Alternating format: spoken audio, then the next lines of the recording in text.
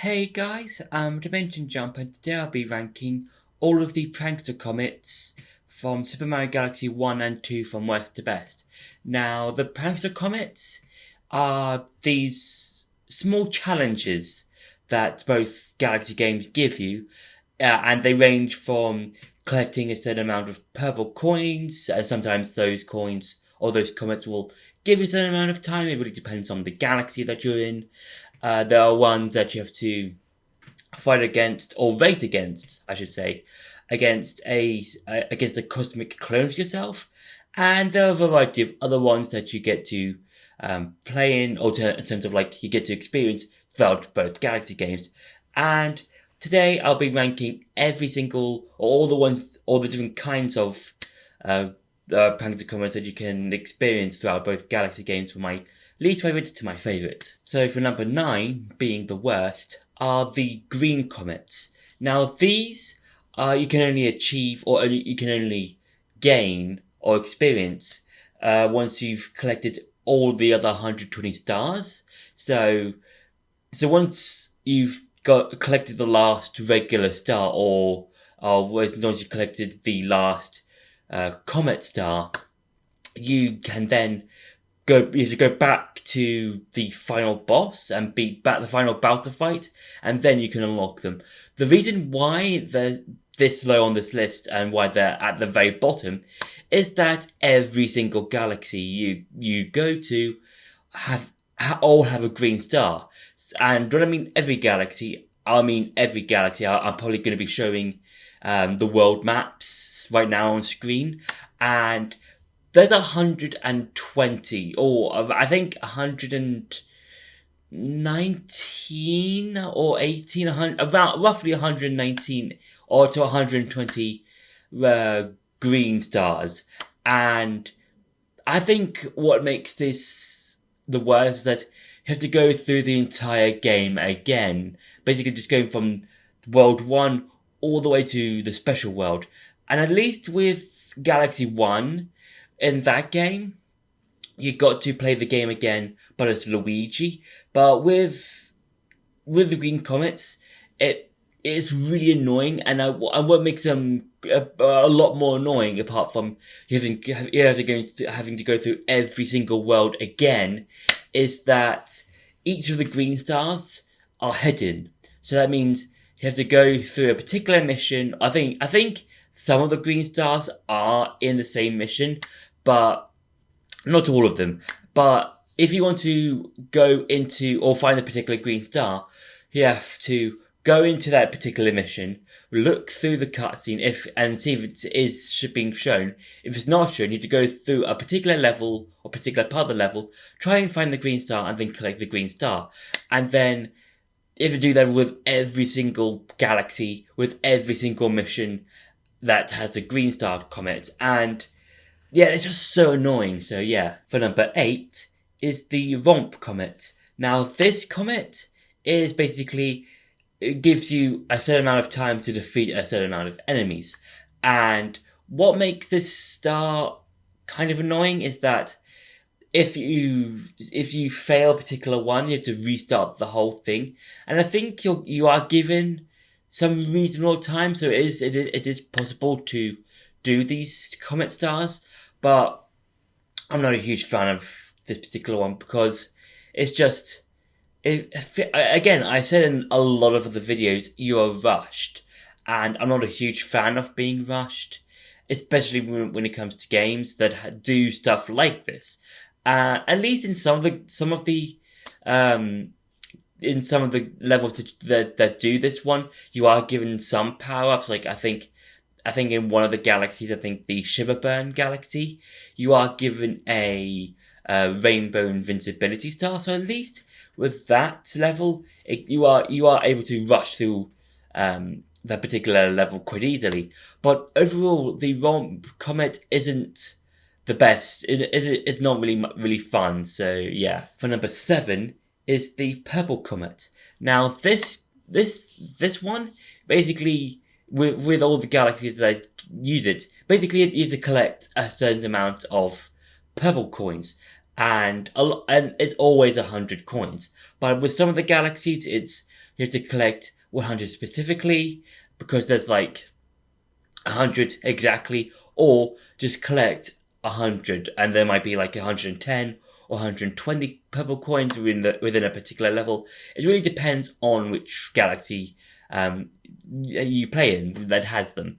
But with the purple coins, with Galaxy 1 in particular, you can only unlock them once you've beaten Bowser for the first time. So once you've beaten him for the first time, you then unlock the purple coins.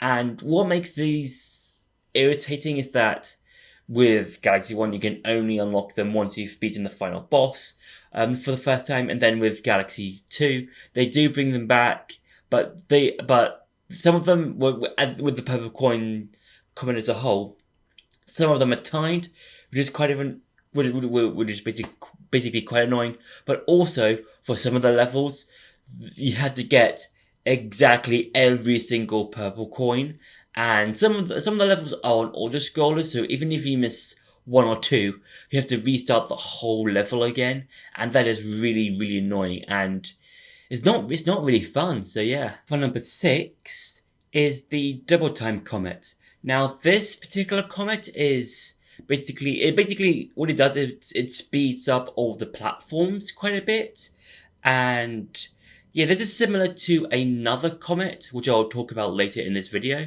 And I think this is where the Double Time Comet, with the Double Time Comet onwards, this is where the comets start to be more enjoyable, a bit more fun. And with the Double Time Comets, as I said before, all of the platforms are sped up a bit. So it's all about mainly timing when it comes to jumps and stuff. It can get annoying at times, but overall it is enjoyable, and I think this is where the comets as a whole start to be more enjoyable. So yeah. For number 5 is the Cosmic Comet. Now this comet is basically a race against you and your cosmic clone, and it's always a one-on-one race. So basically, for example, in the in Honey Hive Galaxy, you have to race against your cosmic clone around the start of the level towards where the launch star would be to launch you to another part of the level during the first mission of that galaxy. And then there's one in the Fire Ice Galaxy. I think it's the final mission that you do in which the comet is being used in. And yeah, it's a really cool way of doing this comet. It's a cool idea for a race, and I do like how they all get progressively harder. And with the one in the Icy Fire Galaxy, it's in the first game. It's basically you're on these small platforms, and you have to skate across each one and avoid all of the pitfalls, and so that you don't fall into the black holes. And you can see like how progressively more difficult they can be, and it's all about timing as well when it comes to like your jumps and stuff. And there is a way of you getting a speed boost, but I don't 100% remember how to do it. I'll probably leave a link or something, or I'll probably leave a link to a video of how to do it in the description below, probably, so you can see for yourself of how you can do it for yourself. But I think I've tried it once with the speed boost, once or twice, but I don't 100% remember how to do it now. So, but overall, this Cosmic Comet is quite fun. For number 4 is the Fast Comet.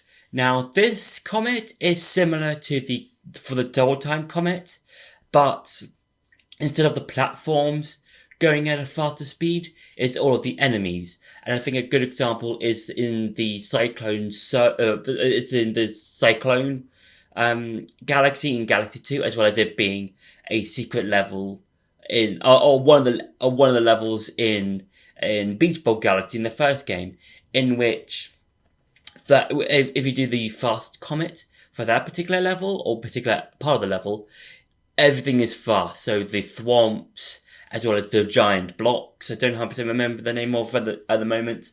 I'll probably put it on screen of what the name is for that particular enemy. But everything is going fast, and it's always about you having to like time where you're going, time your jumps, that sort of thing.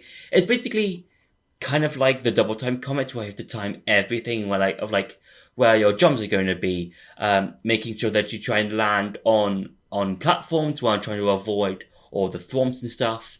And yeah, as a whole, the Fast Comet is quite fun. So yeah.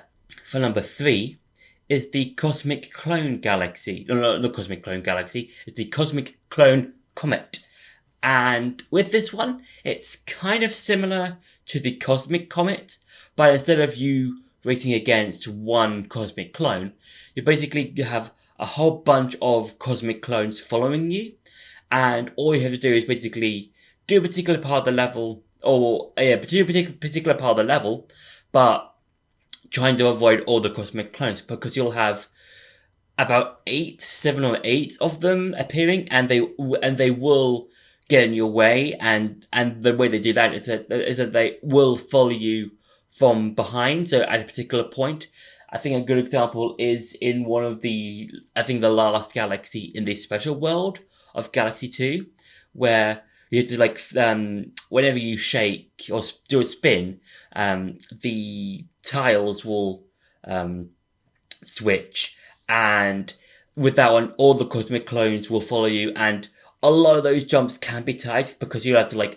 not only avoid stuff like falling pits, spikes, that sort of thing, but also avoid all the cosmic clones, which there's a lot of them, and you have to basically just time your jumps, time your spins, so that you don't hit them and take damage or fall into a black hole, that sort of thing. And yeah, the Clone Comet can be intense, but it can be fun just trying to avoid all the cosmic clones, and it's basically high risk, high reward, that sort of thing. So yeah. For number 2 is the Speedy Comet. Now this is basically a speed run of a level, basically. And in Galaxy 1, you are given a reasonable amount of time, and I think you are given some reasonable amount of time in some of the galaxies in Galaxy 2. And with some of the other galaxies in Galaxy 2, you are given about 20 to 30 seconds, roughly, for a level. But there are clocks scattered around the level, so that you can gain yourself 10 extra seconds. And yeah, I think this comet does give you some reasonable amount of time of beating a level. And especially with the ones that give you 10 to or around 30 seconds ish, are quite intense, because you have to make sure you time your route perfectly and get extra clocks when needed, and just making sure you get to the end before time runs out. And the Speedy Comets as a whole are quite enjoyable, so yeah. And for number 1 are the Daredevil Comets. Now these ones basically give you 1 HP, and you can't get any coins to give you extra HP. But what I like about the Daredevil Comets is that them as a whole, it's so intense, because you have to you're basically treading on glass, essentially. And Mario is just, even if the wind blows in the wrong direction, he'll get hit and there'll be a game over, or you'll lose a life. And I think the levels as a whole, you have to really make sure that you see each of the levels in a different light when you compare to them just going through them normally. And with the Daredevil Comets, it's just, you have to make sure your jumps are perfect, your spin attacks are perfect. You have to make sure that everything is in the right position, so that you don't get hit and you won't lose a life. And I think that's where the Daredevil Comet comes in, because you have to be a daredevil. You have to make sure that everything is in the correct position and everything is perfect, and that you don't just make the same mistakes over and over again. And if you do want to have practice in the levels that do have the Speedy Comets, not the Speedy Comets, the Daredevil Comets, I would suggest doing practice. And I'll also leave I'll also leave a link to where you can find the galaxies that do use Daredevil Comets, because then at least you'll be able to practice in those galaxies that do have the Daredevil Comets, so you can practice. So with the Daredevil Comets as a whole, they are really cool, and they do take a bit of time to practice when it comes to playing through this particular comet. So yeah, so that's been me ranking all of the Prankster Comets from Super Mario Galaxy 1 and 2 from worst to best.